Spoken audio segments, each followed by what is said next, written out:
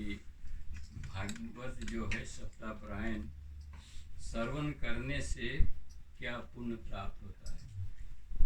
जो मूल कथा है उसके श्रवण से कौन ऐसे प्राणी का जीव को मोक्ष मिल जाता है। बहुत ऐसे सुंदर सुंदर बात है कथा में, लेकिन मूल कथा एक सुंदर सी कथा है जिसे पशु पंछी है और हम मनोतन है। पशु पंछी जिस तरह से रहते हैं उसी तरह से हम लोग भी रहते हैं, कुछ फर्क नहीं है। पशु पंछी के भी संतान है, अपने बच्चों को भोजन कराते हैं, हम लोग भी उसी तरह से अपने जीवन को जीते हैं।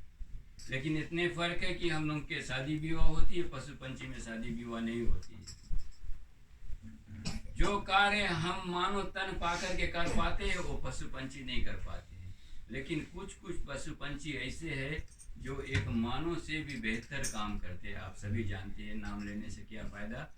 लेकिन बात है कि सबके ऊपर भगवान की कृपा है, कृपा दृष्टि से वो सभी कोई अपने अपने जीवन को प्राप्त कर लेते हैं। लेकिन हम सब मानो जो है, हम इतने खुश नसीब है कि हमें अवसर ऐसा मिला है। इस अवसर पा करके यदि हम चूक जाते हैं तो हमारे जीवन फिर व्यर्थ में चला जाता है। कोई जैसे पशु पंछी जीते वैसे हम अभी जीते हैं। संतान के निमित्त ब्राह्मण, आत्मदेव ब्राह्मण संतान के लिए इच्छा था, लेकिन उनके संतान नहीं थे।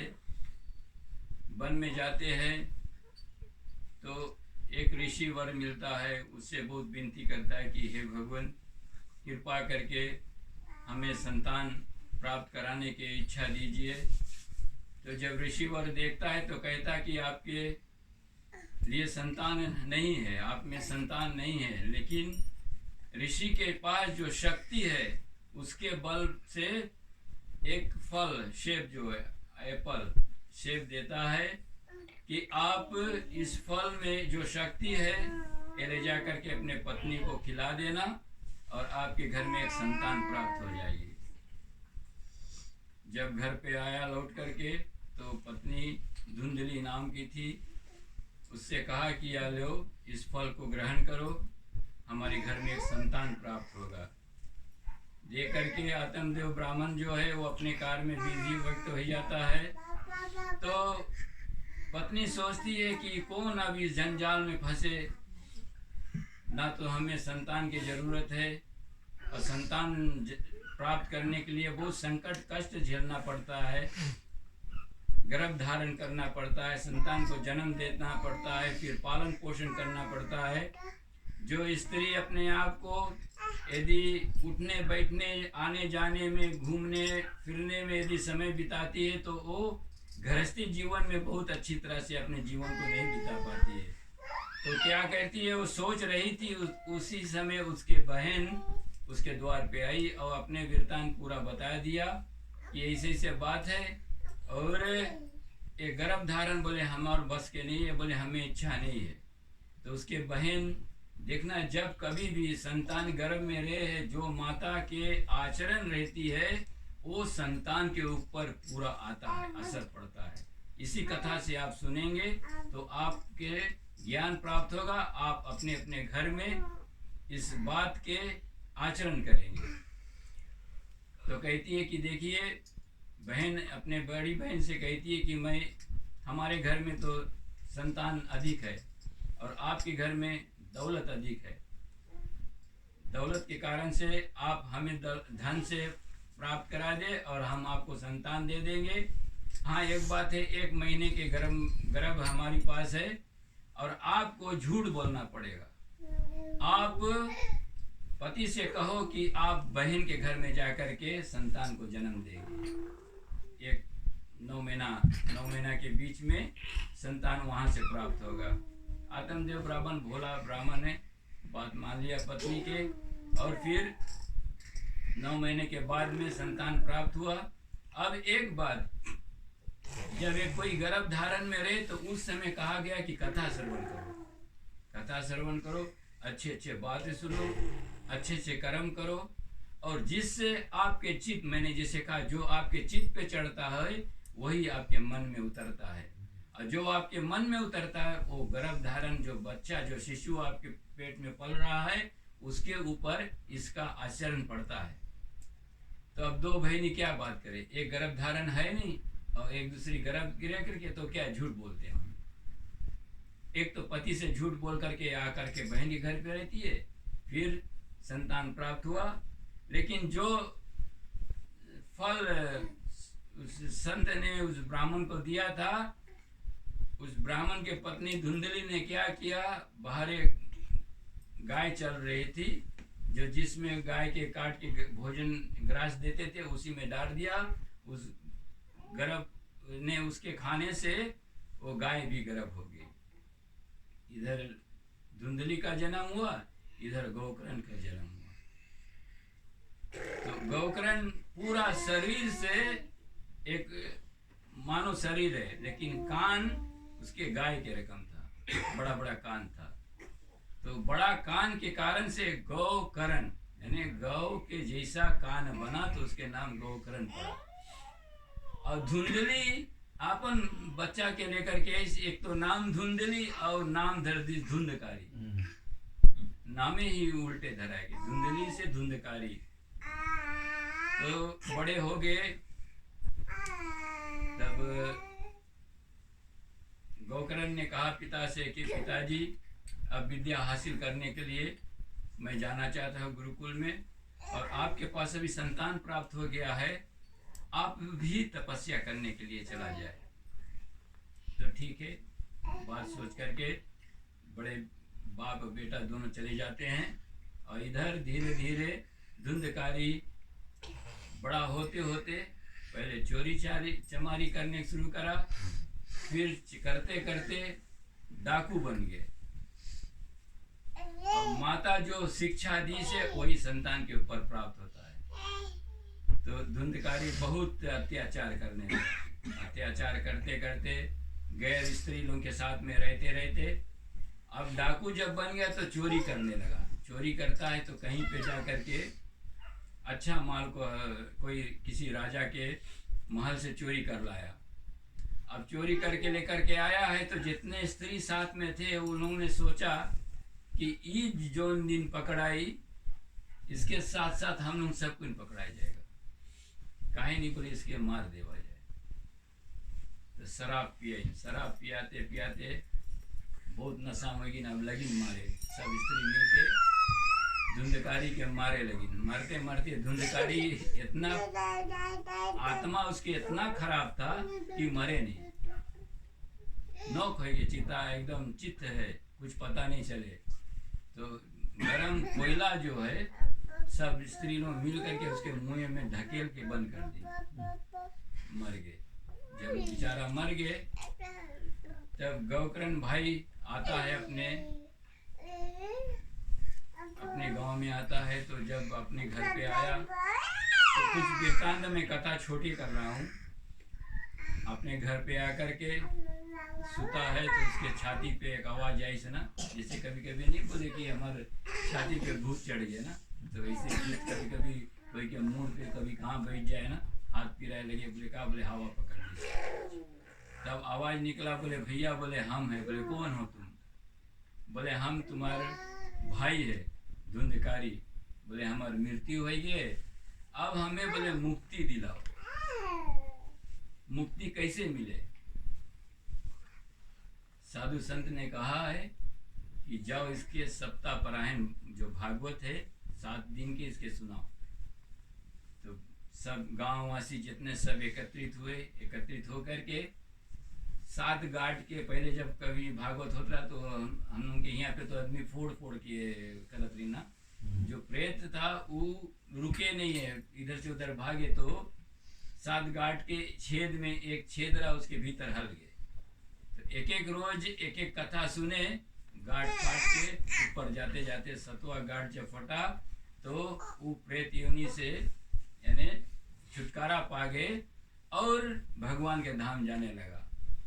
तो भगवान के धाम चला गया एक कथा श्रवण से, यही भागवत कथा सुनने से।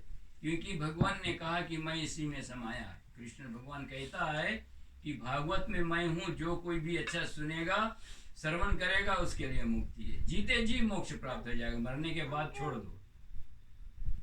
तो फिर गांव वासी करने लगे कि गौकरण आपने अपने भाई को तार दिया, हम सब कैसे, हमारी क्या होगी? तो बोले आप लोग ध्यान लगा करके सुने नहीं रहे हो, जो ध्यान लगाता है उसी के कार्य सिद्ध होता है। तो फिर क्या किया गौकर्ण ने? ऐसे साधु संत कहते हैं कि एक बार फिर से कथा सप्ताह पारायण किया, और उसके द्वारा से गांव के जितने भी लोग थे, जो जो मृत्यु को प्राप्त कर चुके थे, कोई योनि में थे, इसीलिए हमारी सनातन धर्म में पितृ श्राद्ध होती है, रामायण में प्रमाणिक है। भागीरथी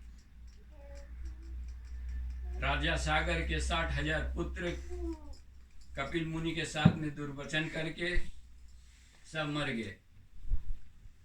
अब सब ढेर बना, ऐसे आगी से जल गए नहीं, लेकिन सब धुआं। 116,000 कुछ ऐसे पुत्र ने, कुछ दिमाग से निकला है। सबके तारने के लिए भागीरथी के भाई लोग गए, नहीं लेके आए पहले, लेकिन लास्ट में आखिरी में भागीरथी जा करके गंगा को लेके करके आए कि अपने पितरन के तारणा करी से, तारी से। ये भागवत ये रामायण में प्रमाणिक है।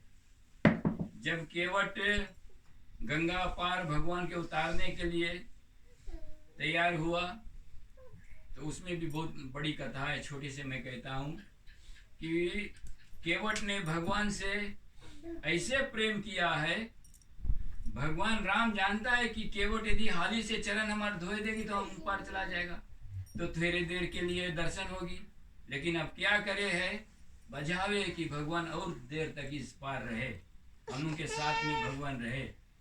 तो क्या कहता है कि भगवान, बोले आप थोड़ा देर तक रहिए, बोले हम कटौता जो है जिसमें रोटी बनावा जाए, पानी निकाले करती बोट के जो रहा, तो लेकर के आया और कहता है कि भगवान अब इस पे खड़ा हो। एक चरण में दोनों, बोले भगवान बताया, बोले हम गिर जाएगा। बोले कैसे गिरी हो? बोले जिसके ऊपर भगवान के हाथ है वो कभी नहीं गिरी। तो बोले आप दोनों हाथ हमारे सिर पे रखो और हम आपके चरण धोए। केवट चरण धोए के सब पी गए। बोले प्रभु, बोले अब रुको, बोले कहा? बोले अभी हम अपन पत्नी और बच्चन के नहीं लेके आए पाए। लक्ष्मण इधर क्रोधित हुए, लेकिन केवट मांगे है कि भगवान कुछ देर तक हम उनके साथ में रहे। तो फिर गए है अपन पत्नी बोले का है, कभी कभी ऐसे गृहस्थी में है, पत्नी अगर तैयार हो या पति अगर जल्दी जल्दी करे तो पत्नी गुस्सा जाए। तो बोले पत्नी बोले तुम हमें ले गया नहीं, पूछा नहीं। बोले अगर हम पूछता तो तुम देरी करते, तो बोले हम राम के रोक नहीं पाता। तो बोले अब रोक लिया है, अब फिर आया तुम्हें बुलाने के लिए। तो फिर पत्नी तैयार हुई, तैयार होकर के गई है, फिर से भगवान के चरण धोए से, चरण धोए के अपने अपने बच्चन के, अपने पत्नी को उतारा। अब बोले चलो, लक्ष्मण बोले चलो उतारो। बोले अभी वेट करो। बोले कहा है? बोले अभी अपन गाँव लोग के बोले नियम पे आया है। देखो यही में कथा में यही रस है, खुद खाए लो, खुद बैठ जाओ, पड़ोसी अगर भूखा बैठा है तो कौन फायदा। रामायण गीता भागवत से यही शिक्षा प्राप्त होती है। तो बोले हम अपन गाँव वासी के बोले एक बार धोए के चरण पे आए थे। तो राम तो जाने, बोले अच्छा ठीक है। और लक्ष्मण आ गया बैताल भाई, लक्ष्मण बांध चढ़ाए दिस। केवट बोले चलाओ बांध। बोले हिम्मत हो चलाओ। बोले भगवान के आगे कोई सके बांध चढ़ावे? कोई जीव के मारे सके? बोले भगवान के आगे तुम चलाओ बांध। लक्ष्मण और आ गया बैताल भाई। बोले एक सुंदर बात है, बोले लक्ष्मण आज तुम बांध मार दो तो बोले दो ही फायदा हमारे, एक भगवान राम के आगे मृत्यु हो, ये दूसरा गंगा तट पे मृत्यु हो। गंगा बह रही, बोले अगर हुआ हमारी मृत्यु होगी तो भी मोक्ष है, राम के आगे अगर मृत्यु होगी तो भी हमारा मोक्ष है। बोले चलाओ बांध। लक्ष्मण पूरा गुस्सा में, तो राम संकारे कि नहीं, जो कार्य बोले आज यही कारण से हम 2-4 आदमी के बुला करके गंगा स्नान कराता है। तो इसमें से मूल बात यही है कि कथा श्रवण से, कथा सुनने से कैसो भी पापी इंसान के पाप धुल जाता है। इसीलिए रामायण भागवत सुनने से हम जो जीते जी प्राणी क्रिया करते हैं, अपने पूर्वज जो हमारे, अब ये तो खुशी की बात है कि हमें तो याद है कि हमारे पर आजा भारत से आइस भारत से यहाँ शादी करके हमारे आजा का जन्म हुआ। आज हमारा आजा जमीन है, यहाँ इस जमीन में हम लोग फायदा उठाता है। माता पिता हम लोग के जन्मदिन है, सिखाई ने। रामायण में ये सब कथा करने से दूसरा व्यक्ति के पास ज्ञान जागृत हो है कि चलो हमें अब आगे क्या करना है, हम क्या करेंगे आगे, खाए पिएंगे मौज करेंगे, बस जिंदगी ऐसे नहीं चलेगा, चिंता सबके है। एक सुंदर से बात है, हम लोग चाहते हैं कि हम लोग के संतान हो जाए, हमारा नाम चलावे, है ना। हम तो यही चाहते हैं कि हमारा संतान हो जाए, हमारा नाम चलाए।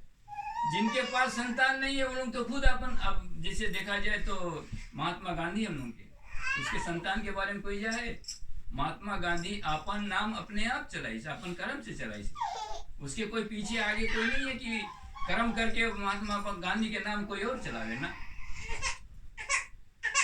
महात्मा गांधी अपन नाम अपने आप चलाई से, अपने कर्म से। आज जैसे हम लोग के नरेंद्र मोदी अपन नाम चलावे, अभी भारत के जो राष्ट्र दिवस थे अभी जो लहरा रहे हैं झंडा, सब 75 ईयर्स कुछ ऐसे हो गए, तो क्या करावे, आज तक कितने आई नहीं, लेकिन सब आई ने अपन अपन मस्त में अपन जेब गरम कर करके सब चला गई। परिवार के प्रति, देश के प्रति, गांव के प्रति यदि कोई क्रिया करता है तो उसके ऊपर भगवान के आशीर्वाद सदैव बना है। दुख सुख तो है, दुख सुख से कोई भाग नहीं सके, कोई भाग नहीं पाई, दुख सुख सदैव साथ में रही। और इसी तरह से भागवत सप्ताह परायण जो है हमारे, जब इस साल में जैसे हम के साल शुरुआत हुए, पहले शिव पुराण हो जाती है, शिव भोलेनाथ बाबा की कथा कर लेते हैं, फिर होली खेल लेते हैं, फिर रामायण पढ़ लेते हैं, हनुमान जयंती मना लेते हैं, गुरु पूर्णिमा, कितनी सुंदर हम लोग के त्योहार एक साल में सब कुछ ऐसे मनाते मनाते लास्ट में दिवाली मनाएंगे। और कितना इंसान है जो ये सब नहीं मनावे तो लास्ट एंडिंग वाला खूब अच्छा से मनावे हैं, खूब अच्छा से मनाइए। बोलिए इस समय में बोले बप्पा मैया काका दादा मरा उसके याद आवे, लेकिन साल के अंतिम जब आवे तब कोई नहीं दिखाई किधर है, धुआं पहले दिखाई जाए कि वो हाँ साल की एंडिंग होने लगा। तो बोलिए मनमोहन श्री कृष्ण चंद्र भगवान की जय। ठीक है, एक दुआ।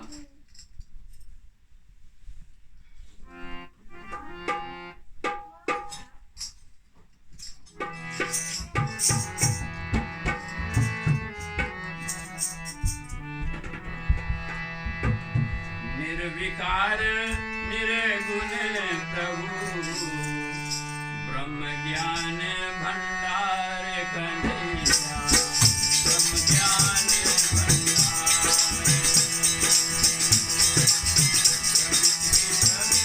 आप ही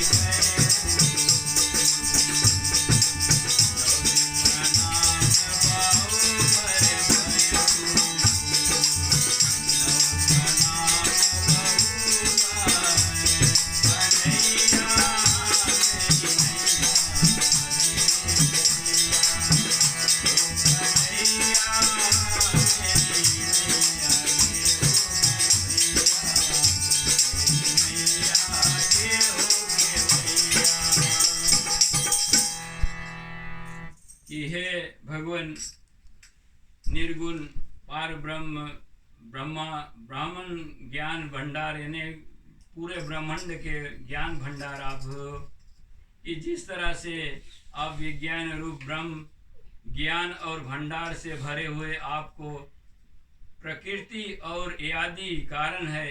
जब आपका मस्तक नमा करके मैं बारंबार प्रणाम करता हूँ, या वासुकी नाग के पत्नी जो है भगवान से स्तुति करती है। काल स्वरूप काल बलराज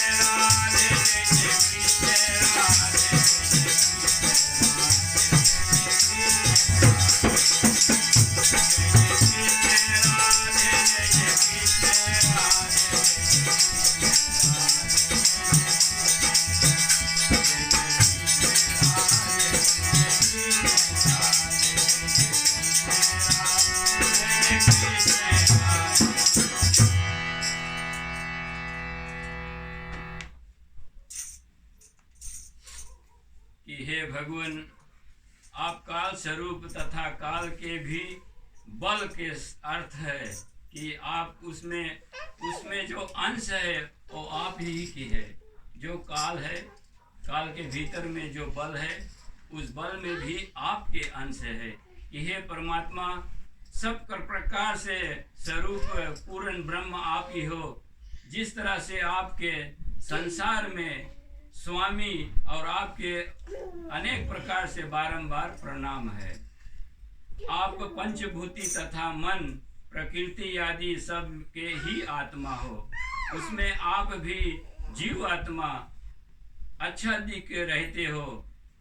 हे सब कुछ करने वाले परमात्मा, आपके गुण और भंडार से भरे हुए स्वरूप आपके मैं रूप में इति अंत में मैं नमस्कार करता हूँ और हे भगवान प्रणाम करता हूँ।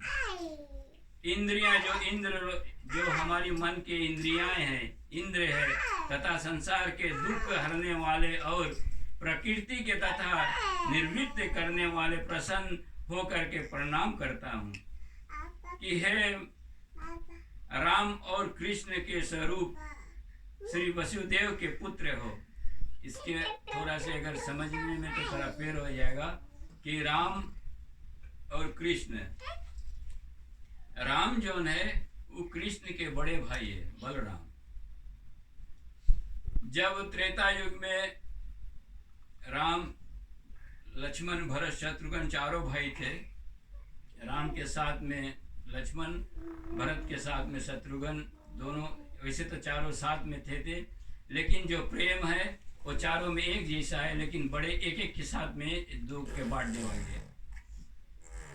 जो कार्य त्रेता युग में राम जी मर्यादा के पालन करते हुए किया, लक्ष्मण के देखने में ठीक नहीं लगा।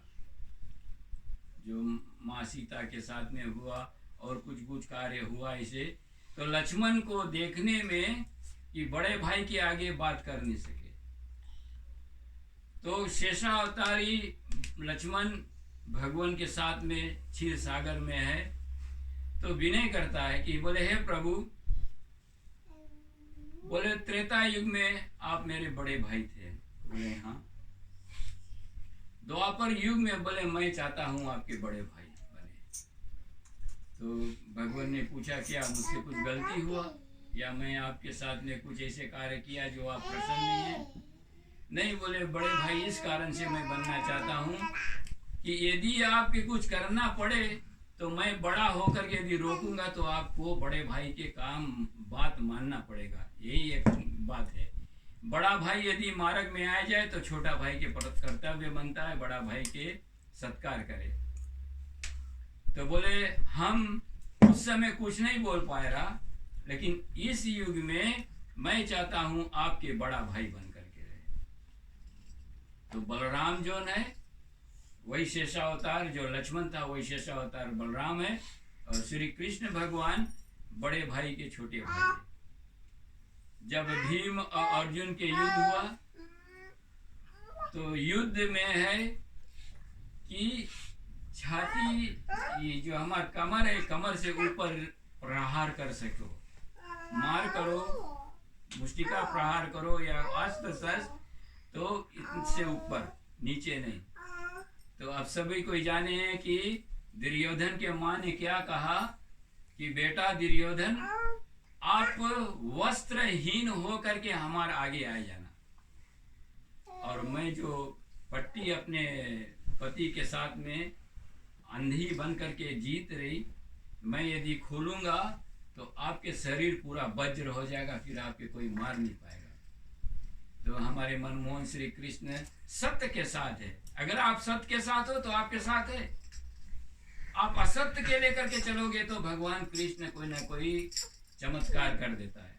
तो दुर्योधन के आगे जाए, बोले आप कहाँ जाओगे? बोले माता जी ने बुलाया, बोले शरीर पर से बोले पूरे कपड़े उतार के आना। तो कृष्ण कहता है, अरे इतना मूर्ख हो तू, इतनी बड़ा हो करके और अपने माँ के साथ वस्त्रहीन होकर के जाओगे? तब बोले कुछ लपेट लो इतना दूर।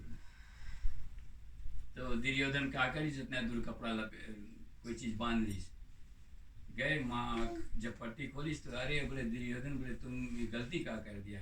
बोले पूरा शरीर वज्र हो गया, बोले इतना दूर वजन नहीं गए, ई टूट जी। तो कृष्ण जानत रहा, तो भीम के इशारा करे, हम चालसा में भी कहता ना, चीर दीन चीर इशारा, तृण चीर दीन इशारा, कि एक तृण उठा करके भगवान ऐसे चीरे, कि चीरो, तो गोड़ पकड़ के जब चीरी से तो यहाँ टूट गए। तब बलराम क्रोध में हो गए, क्योंकि चेला रहा, बलराम के चेहरा भीम दुर्योधन रहा। दुर्योधन अब पूरा रफ्तार में आवे, पता चल गया कि बलराम आवे है। अब कृष्ण, अब देखो बड़ा भाई छोटा भाई की दुई बात इतना सुंदर है, कथा में यही सुंदर बात मिले। और आदि आप अपन मस्तक में उतार लो तो वो गलती हर एक इंसान से हो, लेकिन गलती के बाद में उसके संशोधन करके भी जगह है। कृष्ण जान गए कि अब बलराम के आगे कोई रुक नहीं पाई। बलराम पूरा ताकत में आवे, क्योंकि युद्ध में बलराम नहीं रहा। जो कुरुक्षेत्र के युद्ध हुए है उसमें बलराम नहीं रहा, युद्ध नहीं मात रहा, बड़ा भाई बाहर हो गए। कृष्ण भगवान अभी वही के साथ में रहा जिसके साथ में सच्चाई था। जो मांगी कृष्ण के दुर्योधन से बताई, बोले तुम कौन सी मांगो? बोले हमारे पास 11 छोनी सेना है और हम अकेले, बोले हम निहत्ता रे, हम कोई वार नहीं करेगा। तो दुर्योधन बोले एक एक आगे ले जाई तो कुछ नहीं करी, ये लड़ाई करबे नहीं करी तो एक रखी का करे। दुर्योधन कौन सी करी, भगवान के 11 छोनी सेना ले ली और कृष्ण के अर्जुन मांग के लिए चलाई। जब पितामह भीष्म पूछे, बोले कहा कृष्ण का? बोले वो का करे लाई? बोले वो तो कोई से, बोले तुम तो पूरा काम बना दिया, बोले जिधर कृष्ण है उधर विजय प्राप्त है। तब बलराम पूरा क्रोध में आवे, कृष्ण भगवान जाएंगे, बोले अब इसके आगे एक के रास्ता है। जैसे मार्ग में पहुंचे, कृष्ण भगवान चरण में सोए के नमस्कार कर दी।